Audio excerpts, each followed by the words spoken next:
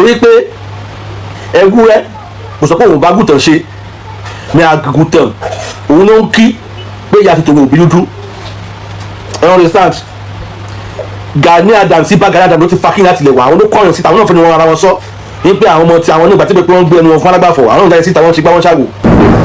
mi ẹni tó yẹ pé a fi jẹ Ààrẹ Ọ̀nà Kakanfò of Yorùbá land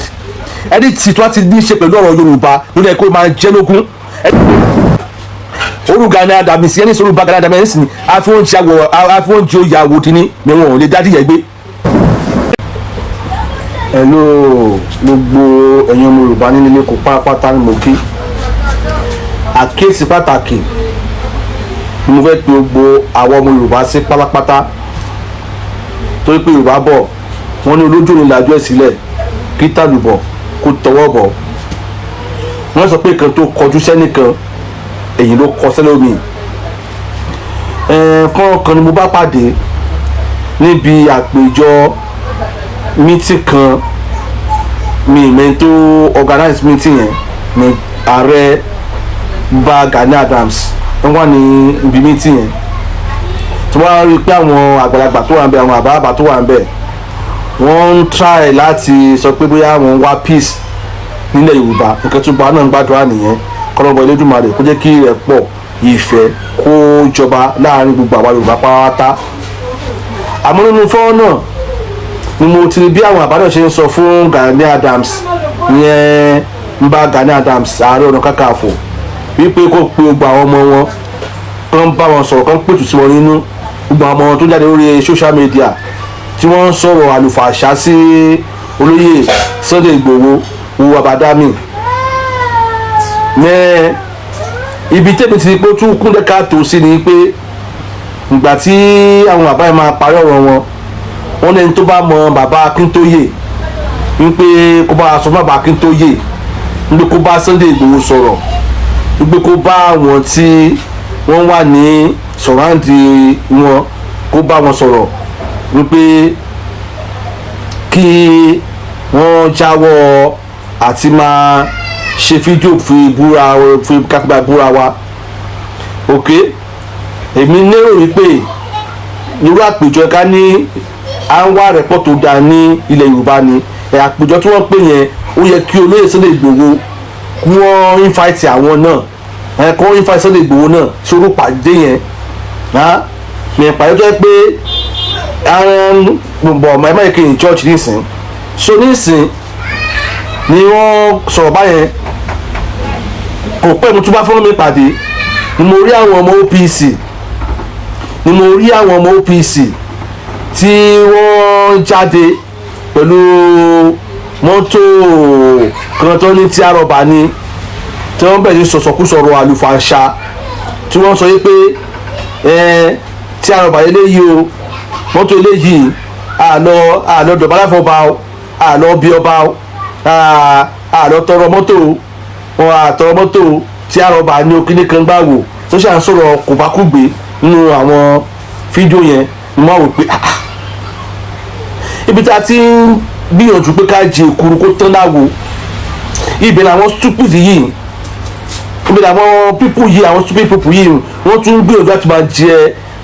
gbọ̀ngbọ̀n èkuru sáwo wọ́n wò pé àwọn april ò náwó gbọ́ wọ́n á sọ pé ìwà nígbọ́ àwa gan ò ní gbà ẹ understand tí wọ́n sọ pé ẹ̀yìn ò ní gbọ́ àwa gan àníṣe kí ni àní gbà torí pé má doko àbá mi ìjọkùnrin máa ń kọ ara àkẹta máa ń sọ náà nìyẹn ṣẹ́rí kíní yìí àti ọwọ́ àwọn OPC kí ẹ ti wọ́ wá torí pé ewúrẹ́ kò sọ pé òun bá gùtàn ṣe ní agùtàn òun ló ń kí pé ìyá ti tòun òbí dúdú ẹ understand? Gani Adams sí bá Gani Adams ló ti fa kí láti lè wà àwọn ló kọyàn síta àwọn náà fẹ́ ni wọ́n ara wọn sọ ní pé àwọn ọmọ tí àwọn nígbà tí pé wọ́n ń gbé ẹnu wọn fún alágbàfọ̀ àwọn náà jáde síta wọ́n ṣe gbá wọ́n ṣàwò ẹ wo ẹni ká sọ fúnra wa ká sọ fúnra wa sábẹ́rẹ́ àkórí mẹ́ta òtọ́rọ̀ ẹni ká sọ fúnra wa eléyìí tí Gani bá Gani Adams sí fàdọ̀ ìlú pọ̀ jù gbogbo kí ni kẹ́rẹ̀ ní ẹni tó wá ti ìgbéraga ẹni tó wá ti gbé ẹ̀wù gbéraga wọ̀ ìgbéraga wọ́n lè sọ pé òun ní ìgbéra ṣẹlẹ̀ ní Bíbélì gan sọ inú ìwé mímọ́ ó sọ wípé rẹ ara ẹ sílẹ̀ ká lè ṣe kíni ká lè gbé ẹ̀ga. Ìgbéraga ti pọ̀ ju bá Gani Adams Ààrẹ Ọ̀nà Kakanfò lọ ní ìbú à ń sọ̀rọ̀ àlàyé ọ̀la ń ṣe fúnra wa because mo ìrántí àkóso remember 2023 tí ní ẹ̀dẹ̀ṣẹ́ 2023 mo ìrántí dáadáa bí ibà Gani Adams ṣe jáde nìyẹn tí wọ́n bẹ̀rẹ̀ sí ń takò Bọ́lá Ahmed Tinubu tí wọ́n jẹ́ bí obstacle fún Bọ́lá Ahmed Tinubu ń gbá yẹn lọ́hùn tí wọ́n sọ pé àwọn interview mo ní interview mi wò ń gbá yẹn lọ́hùn tí wọ́n interview wọn ń gbá yẹn lọ́hùn tó pé tó bá ń sọ̀rọ̀ báyọ̀ pé àbọ̀dá wa àwọn fẹ́ jẹun sókè tí wọ́n máa ní àwọn fẹ́ ṣe kíní kan ní ẹni tó yẹ pé a fi jẹ Ààrẹ Ọ̀nà Kakanfò of Yorùbá land ẹni tí wọ́n ti ní í ṣe pẹ̀lú ọ̀rọ̀ Yorùbá lórí ẹ̀ kó máa jẹ́ lógún ẹni tí wọ́n ti ní í ṣe pẹ̀lú ọ̀rọ̀ Yorùbá lórí ẹ̀ kó máa mú ọmú láyẹ̀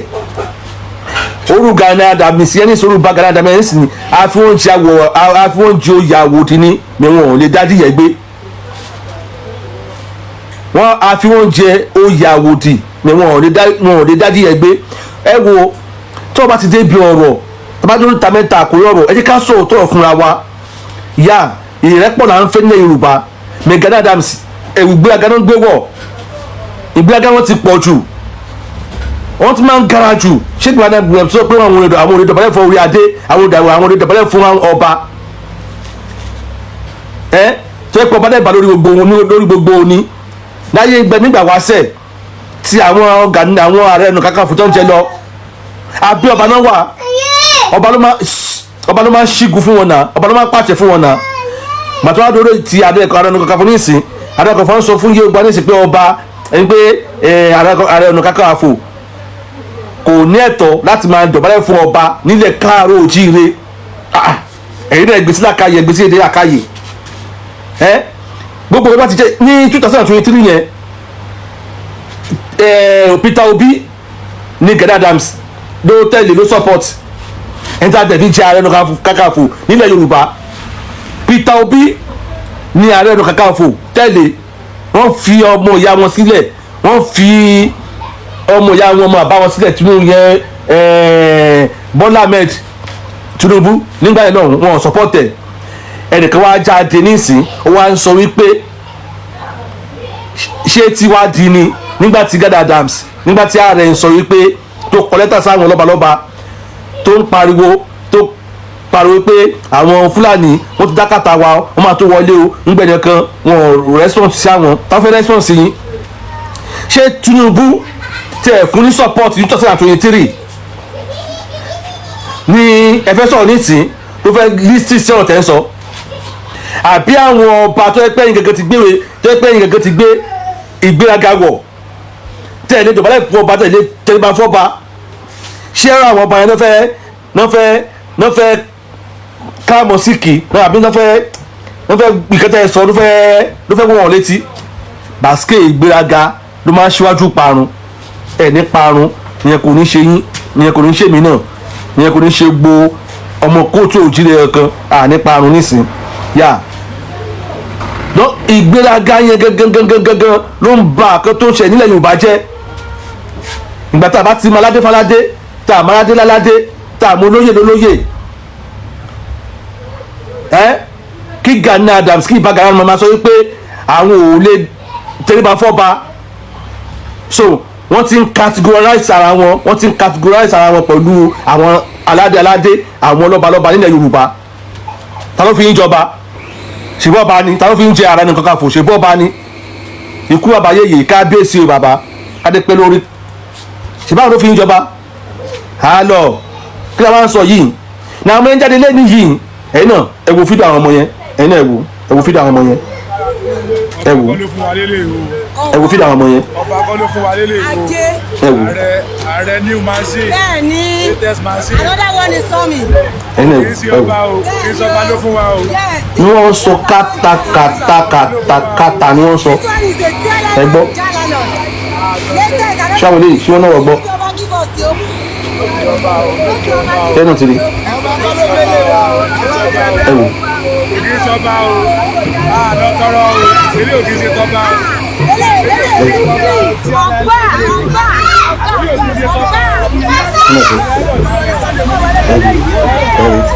ẹgbọ́n kan sọ ẹ jẹ́ ká mú olórí fọlórí jáde ẹni Sunday Igboho ní ẹ̀kan ṣe pẹ̀lú yín kò ṣẹ̀yìn kò ní òun bá yín ṣe ẹ̀yin náà dìtẹ̀ Sunday Igboho ẹ̀dẹ̀ gbà fọ́gà yín ẹ gba ọ̀gá tiwa ní Sunday Igboho ẹ gbà fún Sunday Igboho ẹ gbà fún tẹ́ bá ti gbà fún mádẹ́ni òyìn gbọ́ àwọn àgbò nígbà